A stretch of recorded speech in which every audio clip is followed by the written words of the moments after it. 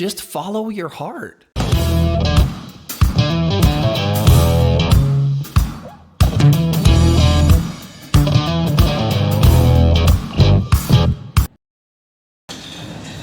Hey, welcome to The Whole Truth, where I am taking you through the entire Bible from Genesis all the way to Revelation, and we are not skipping anything. If that sounds good to you, reach down, hit the little subscribe button below, and then you can like, comment, and share. That's a way to help promote the channel, and it doesn't cost you a thing. And if you want to help promote the channel financially, if you want to support the channel in that way, you can do so over at Patreon. Go to patreon.com/thewholetruth, and there you can not only support the channel, but you also get access to all the study notes that are coming out as we go through the books. As they come out, they'll be available on Patreon. I'm working on getting those available later on the website, and I know I keep promising that, and it doesn't seem like I'm getting there, but I promise there's just more behind the scenes than maybe you realize. But anyways, that's not the point. That's not the point of this whole channel. The point of the channel is to get as many people as I can. That's you, as many of you as I can get to come along with me and read the Bible, because I truly believe that the Bible has the answers for our lives, but we've got to get into it and we've got to read it. And that's what we're doing right here. In Judges chapter 17, we're going to shift gears. So you have heard me talk over and over and over again about this cycle in the Judges. And it's true. There is definitely a cycle. That cycle is a cycle of sin. They would be good for a while, and then they'd be bad. They'd start worshiping idols. When they would worship idols, God would send an oppressor against them. This oppressor, like the Philistines, the Canaanites, the Amorites, would oppress them for a while. They would finally repent. They would cry out to God. God would send a judge, a great deliverer. He would deliver them from the oppressor. And as long as the judge lived, the people would do good, and they wouldn't worship idols. They wouldn't do the things they weren't supposed to do, that God had commanded them not to do, at least for a time. But then eventually the judge would die, and the people would be good for a little bit, and then bam, right back into sin and in this cycle. This was round and round through all of Judges. In chapter 17, we begin kind of a new portion of Judges. And it's not new in the idea of what's happening. It's just some more detailed examples of what happened during this period of time. Most scholars believe that chapters 17 and 18 and 19 and 20 and 21 all happened at the early days of the Judges, not the latter days. I don't know that I find any reason to believe that, other than in chapter, I think, 18, when we deal with Dan, the tribe of Dan, who hadn't found a place to land yet. And that would be the only reason that I would think that it, like their land had not been allocated. And so that would be the only reason to think this was early in the book of Judges, like as Joshua, the story of Joshua was ending and Judges was coming onto the scene. That'd be the only reason that I could think why it would need to be there. But, you were dealing with a couple of 100 years over the time of the Judges. So this wasn't like a decade or a couple of decades even. I mean, this is, centuries that have happened, that have passed and elapsed in the book of the Judges. And chapters 17 through 21 are going to fit into that category somewhere. Today in chapter 17, we're going to begin to see the story of a guy named Micah, and we're going to see his kind of degrading into sin, and specifically idol worship, false idols, false gods, I should say. False gods, idol worship. This is what Israel was plagued with, and you're going to get a scene. You're going to get a picture of what that looked like for somebody in the ancient world. This is a real story that really happened. And what we're going to see in this story is that just because you are sincere in what you're doing, and just because you are close to what God had told you to do, doesn't mean you're right. I love this line. I love this idea that sincerity is essential for worship, but sincerity is not sufficient for worship. Let that sink in for a little bit. Okay, it's Judges chapter 17. Let's read the first 5 verses, and let's see if we can start to see what's wrong with this picture. So we start out in verse 1, Judges 17 and verse 1. Now there was a man from the mountains of Ephraim, whose name was Micah. He said to his mother, "The 1,100 shekels of silver that were taken from you, and on which you put a curse, even saying it in my ears, here is the silver with me. I took it." And his mother said, "May you be blessed by the Lord, my son." And so when he had returned the 1,100 shekels of silver to his mother said, I had wholly dedicated the silver from my hand to the Lord for my son to make a carved image and a molded image. Now, therefore, I will return it to you. And thus he returned the silver to his mother. Then his mother took 200 shekels of silver and gave them to the silversmith, and he made it into a carved image and a molded image, and they were in the house of Micah. The man Micah had a shrine and made an ephod and household idols, and he consecrated one of his sons to become his priest. My word. Okay, so here's what we start out with in the story. You kind of come into the story like right in the middle of something that's happened, but you can get an understanding of it. There's a guy named Micah. He has stolen 1,100 shekels of silver from his mother. Now, 1,100 shekels of silver was a big amount of money. Let me give you a picture of how big of an amount of money it would look like. Later in the story, he's going to hire someone for 10 shekels of silver per year. So at this time in the world, an acceptable wage, because the guy agrees to be hired for this, 10 shekels a year. So if 10 shekels, if I use that as the benchmark of 10 shekels of silver, 10 shekels of silver for an entire year, he had stolen 1,100 shekels of silver from his mom. This was a fortune that he stole from his mom. I mean, am I incorrect in saying this is 100 years worth of someone's wages? 100 years worth of wages that Micah had stolen? This was a big amount of silver that was stolen, a large amount of money that was stolen. And he took it from his mom. We come into the story and he says, Mom, the 1,100 shekels of silver that were taken, that you cursed, I heard you make the curse. They would said in my ear, here, I'm returning it. Could very well be that he was superstitious and he's returning the 1,100 shekels of silver because she put a curse on it. And so he's giving her the 1,100 shekels of silver. She praises him and says, oh, my son, you've done such a good thing by returning the silver. I had wholly dedicated it for making to give it to you, for you to make a carved image and a molten image out of it. So I'm going to give it back to you. So his mom gives him the 1,100 shekels of silver back. So now he legitimately has 100 years worth of wages all at once. And she keeps 200 shekels of silver. So she, kept 200 of the 1,100. She's given him 900. She takes this 200 shekels of silver, 20 years worth of wages, and she gives it to the silversmith so that he can make an image. Well, but it wasn't just her, because then Micah goes and makes an ephod with the silver, and he builds a shrine with the silver. Well, of course he does. He's got a lot of money. I mean, imagine if the average American person today makes $60,000 a year. Well, times that by 100, and that's what he just has. That's what he's been gifted. So he's taken his fortune that he now has, and he's built a shrine, and he goes even further, and he consecrates his son to be a priest at his shrine with his ephod. Now, imagine with me for a moment. There's several things that are happening inside of this. His mom is blessing the Lord. It's like, oh, the Lord's going to bless you for this. This is such a blessing from the Lord that you've done this. I had wholly dedicated it to the Lord. She's referencing the Lord, but then she says, but I was going to use it to make a carved image. This is something God told them not to do. They're not supposed to make any carved images. And then it goes even further, because then he takes and makes an ephod. An ephod was a specific garment to Israelite priests. Ephods are nowhere else. They're Israelite priests. That's who wears an ephod. And so this was something that was supposed to be for Israel to worship at the tabernacle. And then he goes and takes it even further and consecrates one of his own sons. He builds his own kind of tabernacle, his own form of tabernacle that he tries to build. And so you can see that in these things, there's a place of worship, there's an ephod, there's a priest, there's even reference to the Lord.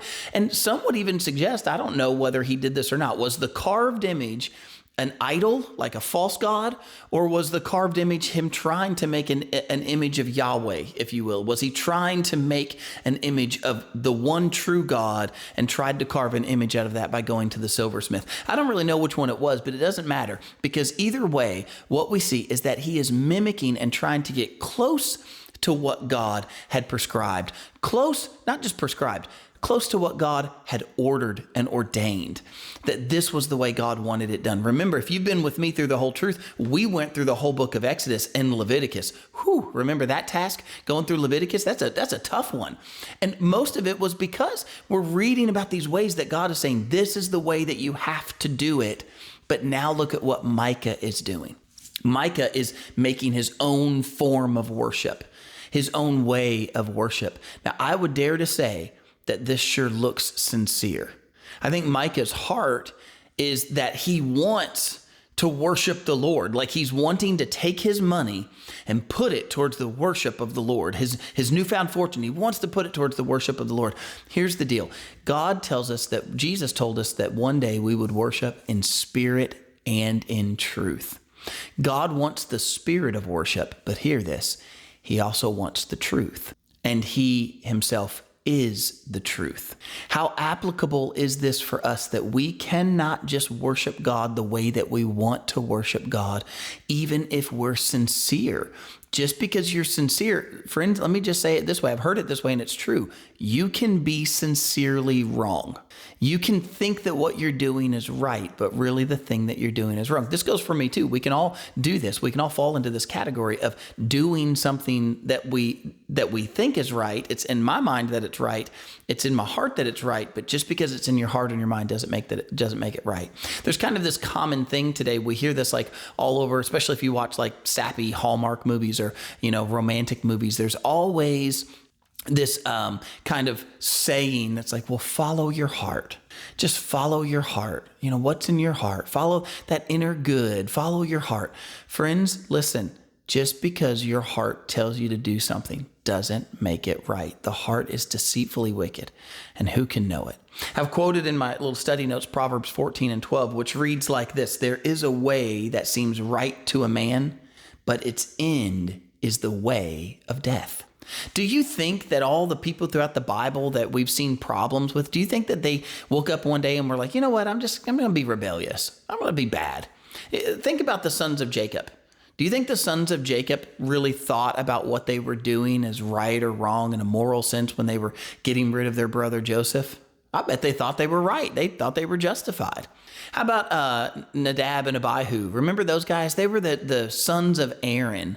They're these sons of Aaron that went and lit the strange fire on the incense. Now, do you think that somewhere in their mind they thought that they were right when they did what they were doing?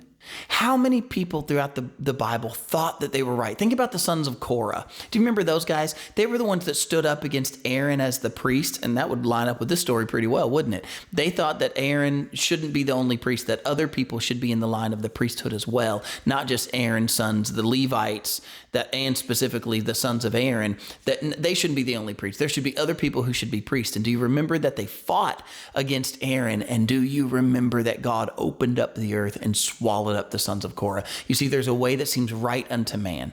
Korah didn't stand up saying, oh, well, we're trying to do something wrong. People who are doing whatever they're doing it because they think that they're right. But friends, right doesn't come from your heart. That's just a misconception.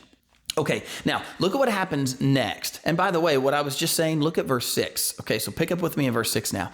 In those days, there was no king in Israel, and everyone did what was right in his own eyes. Pause for just a second. Actually, before I go into the next section, I want to talk about that line because I heard something one time and it made the book of Judges make so much more sense when I heard this. This line right here it's a bookend. You know bookends that'll hold, if you got books that keep falling over on the bookshelf and you put bookends on it to hold the books up. Okay, there's some bookends in the book of Judges, and that is this. This is a time in Israel when there is no king and every man did what was right in his own eyes. Now, I tell you that for this reason. One, because that cycle of sin makes a whole lot more sense when you consider for a moment that this was a time in Israel when there was no king and every man did what was right in his own eyes. It also helps us to make sense to the story of the Bible. How do we get from the theocracy, the people who would say God is our king, to them crying out and saying, we want a king and we're going to make Saul our king, and then eventually David, and then Solomon, and then Jeroboam and Rehoboam, and all down the line. You could go with all of these Israelite and Judean kings. Now, how do we get to that point? This right here. Because this is a time, a couple of 100-year period, when this is a time in Israel when there is no king, and everybody does what's right in his own eyes. And so what happens when there is no king and everybody does what's right in his own eyes? Now, listen, you're going to get later, you're going to read as God says, well, if you take an earthly king, this is what's going to happen. Because the truth of the matter is, it's not just about having an earthly king. It's that I can't rely on my own heart. It was supposed to be in Israel that God would be the king. Not just that they don't have an earthly king, because later they're going to come back, well, the other nations have a king. We want a king too. And God says, well, Samuel, give him this warning. This will happen in the book of 1st and 2nd Samuel. He'll say, give him this warning. If you take a king, he's going to take your kids. He's going to take your money. He's going to tax you. He's going to make your sons his soldiers. He's going to make your daughters come and bake for him and make food for him. And he's going to tax you to death. That's what he warns me. He says, hey, if you want it, I'll give you a king. The point was not to say this was a time in Israel when there was no king and we really need a king. That's not the point. The point was not that we need an earthly king. The point is that I can't just rely on myself. That's the whole thing. And so when you get to these last chapters, you'll see this bookend. We're going to see it near the beginning.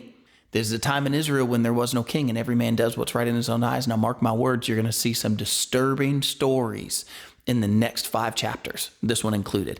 You're going to see some disturbing stories of what happens. And then we're going to see near the end, this is a time in Israel when there is no king and every man did what was right in his own eyes. It's not about following your heart. Your heart is deceitful. And if every man's doing what he sees as right, where's the gauge on that? And by the way, you see that today.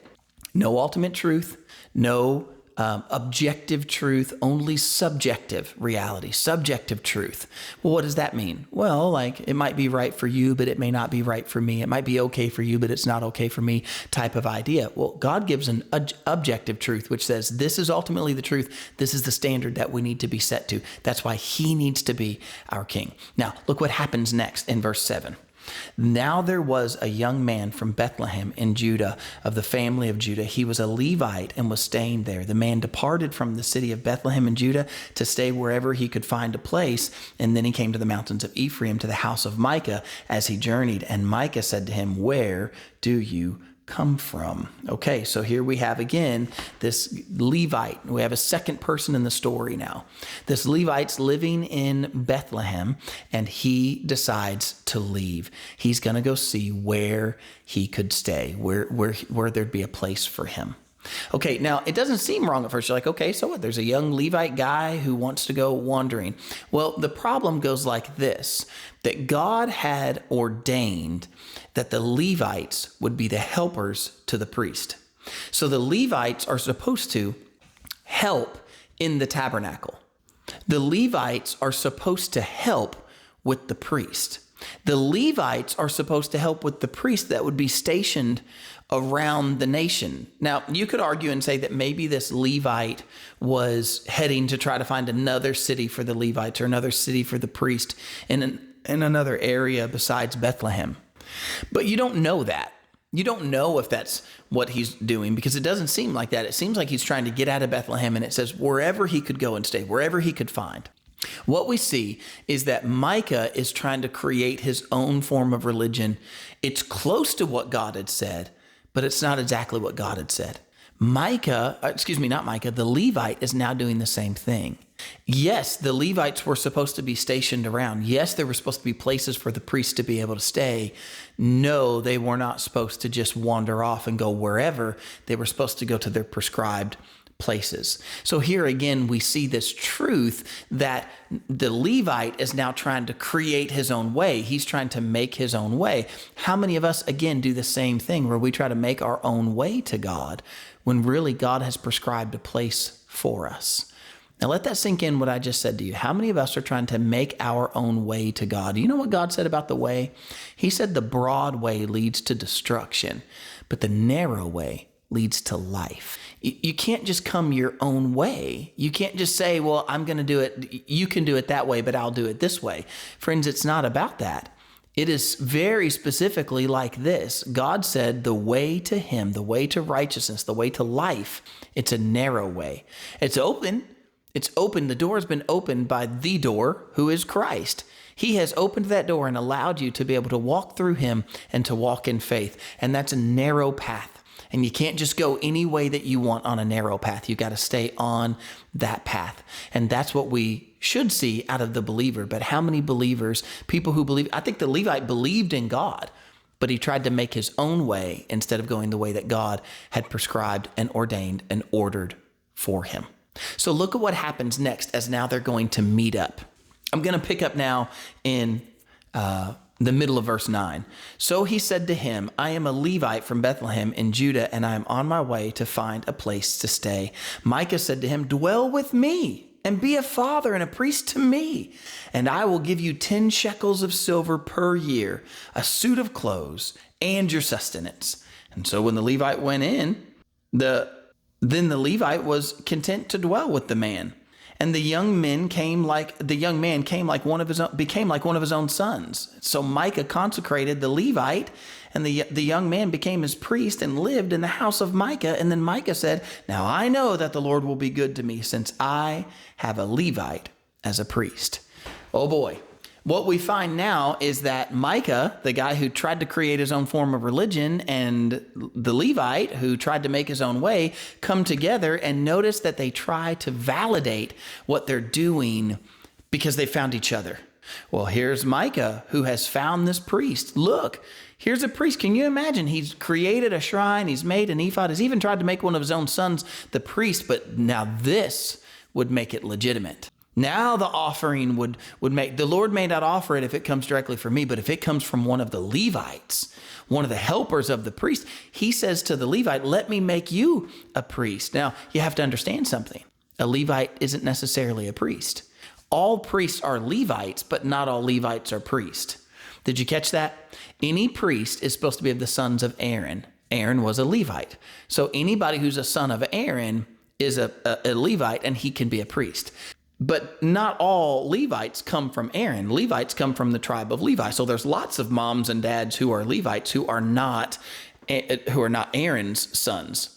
So you've got lots of men who are not Aaron's sons, lots of daughters who are not Aaron's daughters, but they're still in the tribe of Levites. Now those Levites are supposed to be helpers to the priest. The rest of the Levites are supposed to be helpers to the priest at the tabernacle. So here's this guy who was in Bethlehem. He goes and tries to make his own way. He runs into this guy, Micah. Micah says, be a priest for me.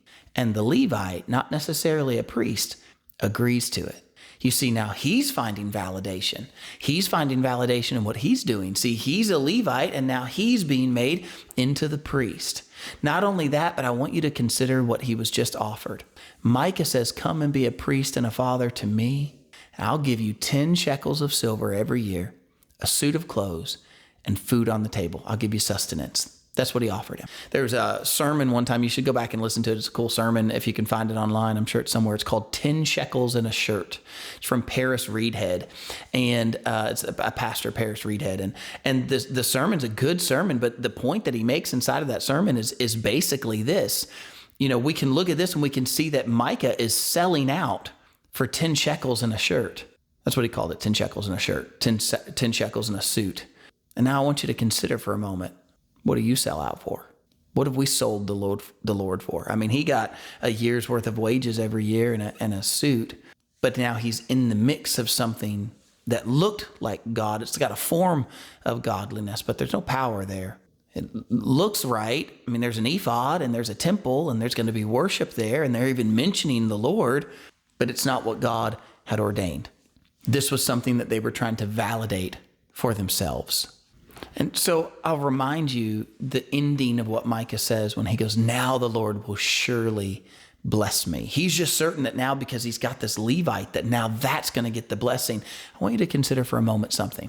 Isn't it interesting to note that this means that Micah felt like before, when his son was the priest that he had ordained, when his son was consecrated, he knew something was off. You see, he's seeking to get the Lord to bless the thing that he's forcing instead of just following the way the Lord had said it. Can I tell you what Jesus said in Matthew chapter 7 and verse 21? Not everyone who says to me, Lord, Lord, will enter into the kingdom of heaven, but only the one who does the will of my Father who is in heaven. Whew. How about this one from Isaiah 29 and 13? These people come near to me with their mouths and honor me with their lips, but their hearts are far from me. You see, here's the solemn reminder that sincerity is essential for worship, but sincerity is not sufficient for worship. Micah wanted to serve to worship the Lord. The Levite was still serving, right? But he wasn't doing what God had told him to do. He wasn't being obedient. Just like Jesus said, not all who call to me, Lord, Lord, will enter into the kingdom of heaven, but only those who do the will of my Father. These two guys are not doing the will of the Father right now. They are not doing the will of God. They're stepping outside of that, but in all sincerity, they're stepping outside of that. You know, I can think today that there are groups that proclaim the name of God. They proclaim as if they're going to do good, but they're creating their own systems of worship. I'll name a couple of those for you. One of them is the Masons. The Masons are proclaiming to do good and to have this kind of form of worship. They say they're not a religion, but then the things that they do, I mean, they have prayers. They have a Bible that they read from. They have a Masonic Bible that they read from. They have particular things that they have to say. They have all this symbolism. But friends, mark my words, you better hear this warning. None of those things are biblical. They're close to biblical. Like the tears inside of the York Rite and the Scottish Rite, like the tears inside of it, they sound biblical. They're using like biblical names. They quote Bible verses. It sounds good. But friends, God has given us a means of worship, and it is only through his son, Jesus. And he's given us a means for anybody who's a Mason right now, who's watching this or had this sent to you. Please hear this. God gives you a means of sanctification, and that means of sanctification is not the Masonic Lodge. It is the Holy Spirit who dwells inside of you. Did you hear what I just said? The means of sanctification that happened for the Mason should not be the lodge, but that's what's being promoted. Mormons are very similar. They promote the name of Jesus and use the name of Jesus, but try to create their own form, try to create their own religion. Hey, for you who might be a Mormon who's watching this right now and you might find offense in what I just said, consider for a moment, are you in the midst of a Micah and the Levite situation where you have the name of God being used, you even have his text being used, sort of, but then you have your own text. You have your own book that you're using beyond the one that God gave us in his word. And you might say, well, Justin, I mean, the King James Bible is so corrupt. You could try to say that the Bible is corrupt, and I'm sure that you could find some earthly things that you could point out and try to say we're wrong with it. But here's the reality of it. You've got all of God's history of what he told you to do with his word. And then you have this addition inside of Mormonism, inside of the Church of Jesus Christ of Latter-day Saints. You have kind of your own form of things that you do. Your own forms of baptism that you do, baptism for the dead. Oof, I know I'm saying some tough stuff right now. I get it. The idea that you're going to be a god and have a planet and that you're going to populate that planet, even though in Isaiah, God says there have never been another one before me and there will never be another one like me. Look at the inscription. Here's my challenge to you. Look at the inscription that is on the wall at Brigham Young University. I believe it goes something like this, something to the tune of, as God was, we will be, or as God is, we will be. I can't remember exactly how it goes, but it made something to the tune of, the way that God is, one day we'll be that. Go check out that line for yourself and see if I'm not telling you the truth. Can consider that with what God said in the prophet Isaiah when he said, there will never be another one like me. And yet you might be in a system that's putting together this chain of gods. And I say to you, sincerity is essential for worship, but it does not meet the sufficiency of what God has ordained.